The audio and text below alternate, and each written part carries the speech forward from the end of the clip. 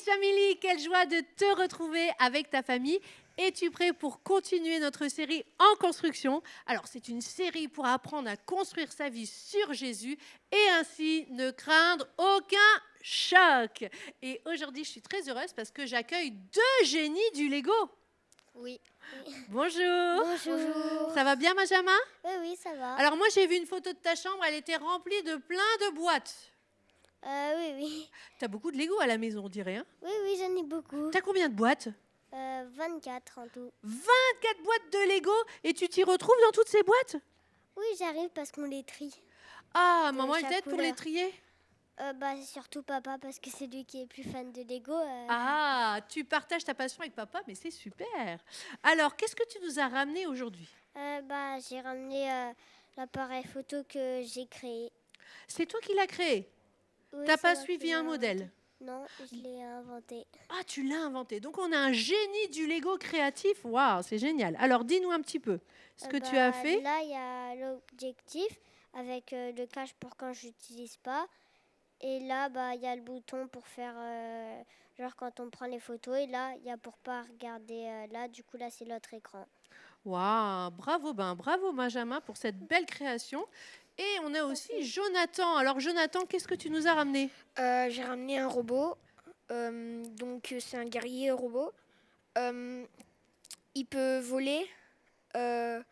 Après, le conducteur, il peut lancer des éclairs. Et il a un sabre de cristal. Bah, dis donc, c'est un sacré guerrier, ça, hein? Il a aussi une lance de cristal. J'imagine que dans ta chambre, il doit y avoir des sacrées batailles alors avec ce guerrier. Oui. Et toi, tu es fan aussi de Lego? Oui. Ça fait longtemps que tu construis des Lego?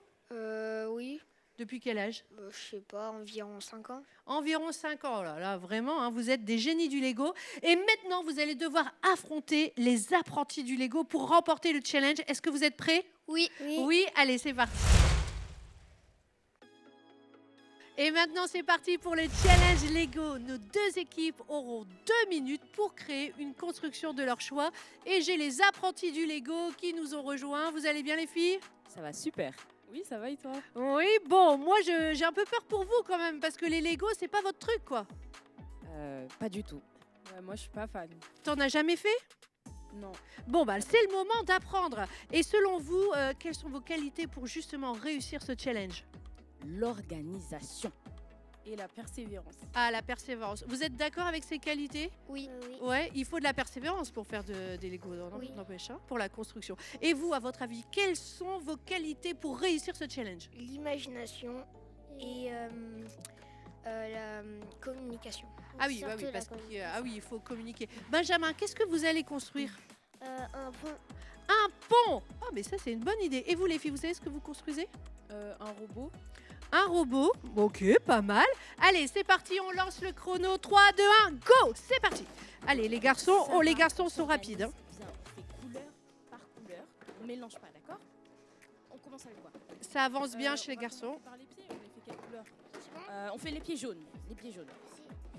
Ah, les filles, elles s'attachent aux couleurs des Lego. C'est important, Anne, les couleurs. Le Faut pas style. mélanger. Ah, il faut pas mélanger. Les garçons, est-ce que vous avez l'habitude de faire des Lego si grands? Non, pas du tout. Si, ça va. Pas trop. À la maison, tu as des géants Lego comme ça, Jonathan? Je trouve pas. Non, mais pas aussi gros, mais avant, j'en faisais quelques fois. D'accord. Faut juste dépêcher. Alors attention, bientôt, il vous reste plus que la moitié du temps. Allez. On accélère. Les filles, il faut un peu accélérer peut-être.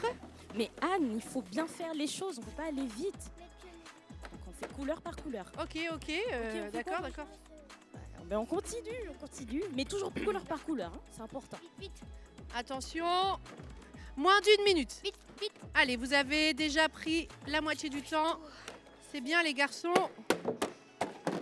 Oups. Je suis pas trop fan de ce qu'on a fait, hein, Sarah. Je suis pas trop fan. Tu veux pas qu'on refasse? Non, moi j'aime bien là, c'est pas mal. Regarde, bleu, on continue par du orange. Regarde. on va faire Alors, un est-ce que ça super tient le robot, coup là. Chez les garçons. T'aimes pas? Je suis pas fan. Je suis pas Attention, fan. il reste 30 On peut secondes. refaire, 30 on refait. secondes. Allez, on refait. Oui, on refait. Allez, vas-y, on refait.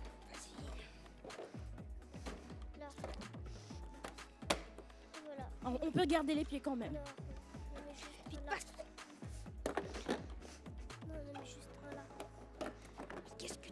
Le rose, ouais, le rose, c'est bien. Bien, attention, il reste 10 secondes.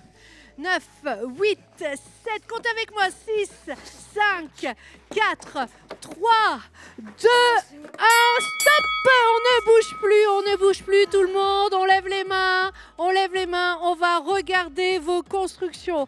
Alors, vous aviez exactement le même nombre de Lego, mais pourtant les résultats sont très différents. Donc, Benjamin, présente-nous ta construction. C'est un pont que il s'est défait là, du coup là on l'a refait autrement. Ouais, pas mal. Et puis vous là avez il y a un escalier. en plus, vous avez prévu les escaliers. Ils ont pensé aux escaliers, Enfin, c'est comme- super. Comme j'ai été bloquée, j'ai pas pu mettre les autres. Ah, un escalier sur 2, c'est déjà bien. Les filles, que représente votre construction? C'était censé être un robot, mais il n'y a que les pieds.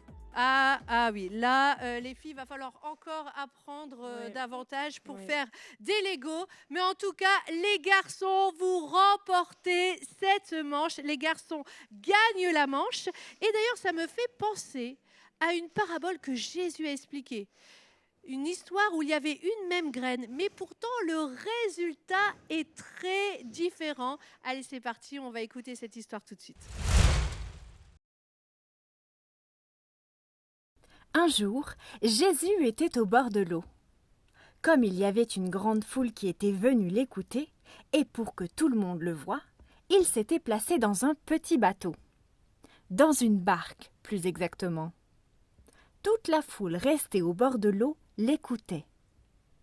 Jésus enseignait beaucoup de choses aux gens en utilisant des comparaisons. Il raconta l'histoire d'un agriculteur qui avait semé des graines. Les agriculteurs de cette époque n'avaient pas de grandes machines pour semer les graines. Ils devaient le faire à la main. Ce semeur allait au champ pour semer. Mais pendant qu'il semait, une partie des graines tomba au bord du chemin.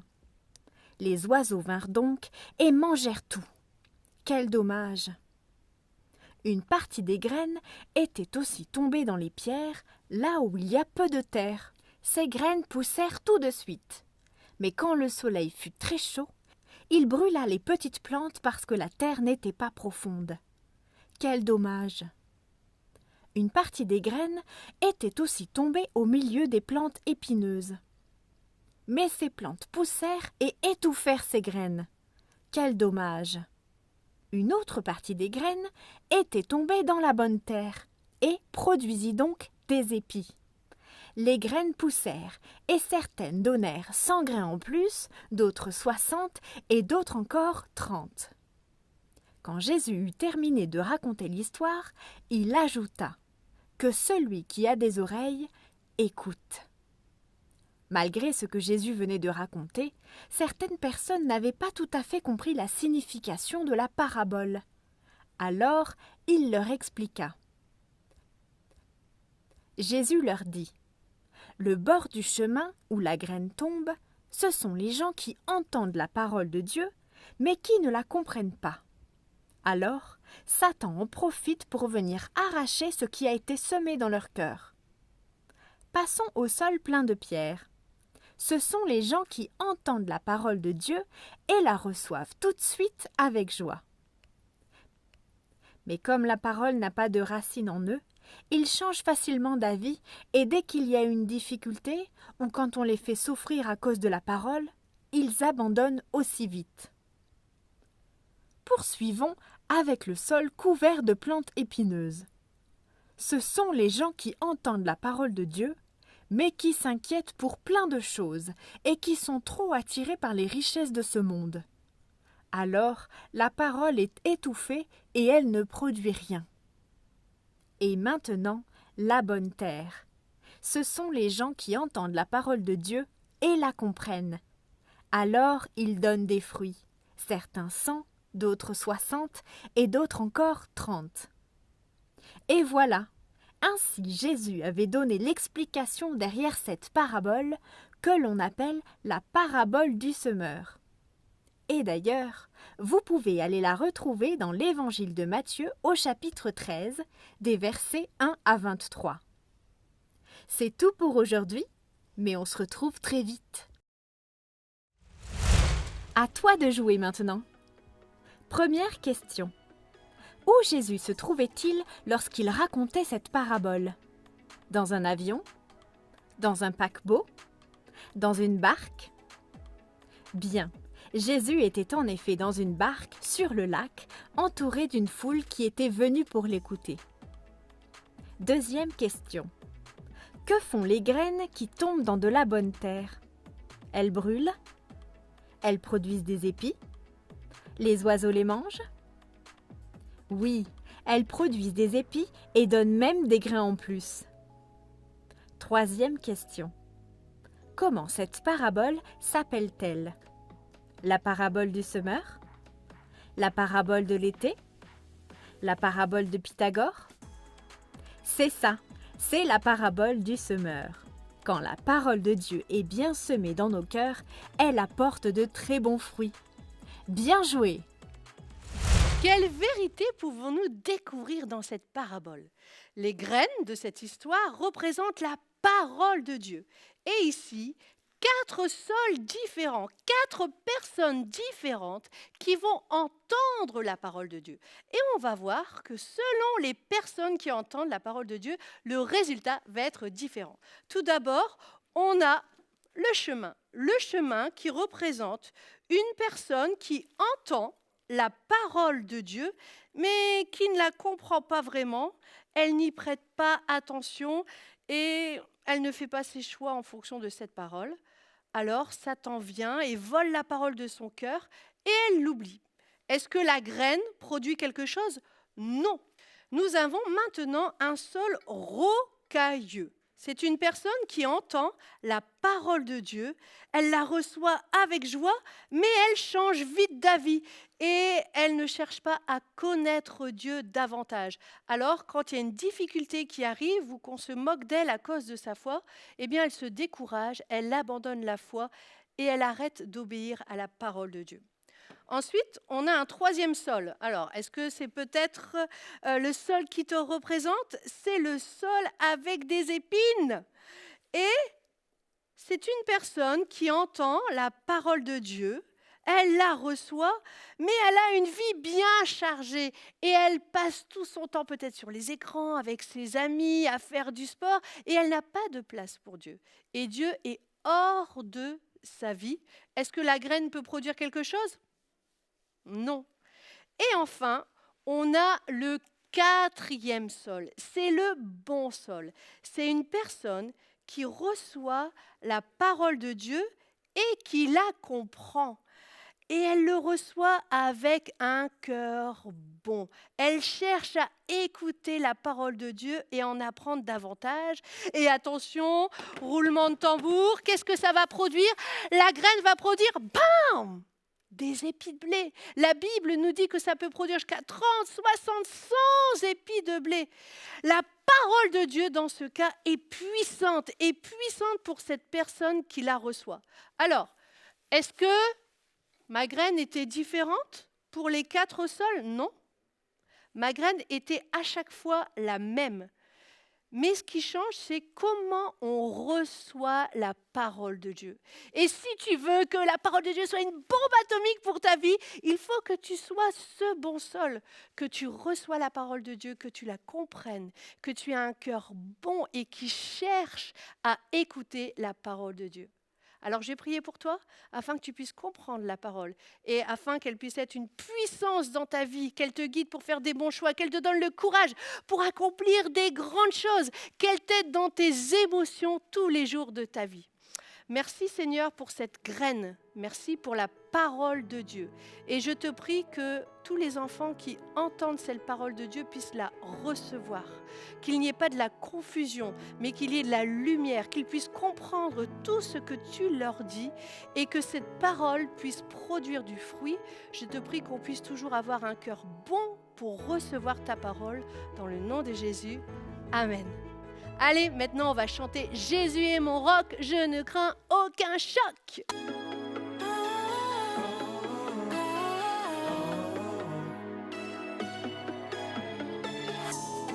Bâtir sa maison sur du sable, non ce n'est pas raisonnable. Lorsque la pluie viendra, la maison s'écroule.